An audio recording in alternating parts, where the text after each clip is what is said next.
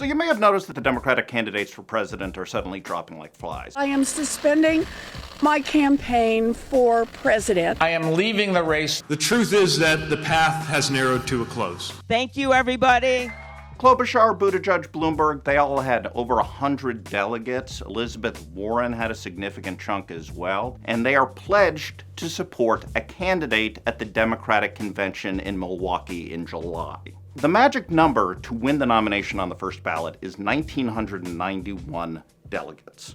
Sanders and Biden may not get to that number. Most years, conventions are really just about celebrating party unity. The voting stuff doesn't really matter. It's a technicality. It's a formality. This year, though, it might be different. In the case that there's only a few dozen or maybe a few hundred votes between Biden and Sanders, then we could have a contested convention in Milwaukee. This is where those missing delegates won by the other candidates come in.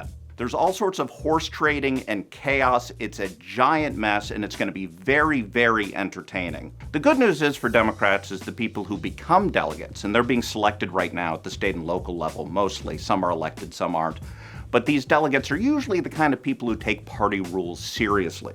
That means that delegates pledged to Biden are probably going to vote for Joe Biden on the first ballot. Delegates pledged to Bernie Sanders, they're probably going to vote for Bernie Sanders. Has a candidate ever dropped out and urged his or her delegates to go for another candidate? Yes, in 2008, John Edwards did just that.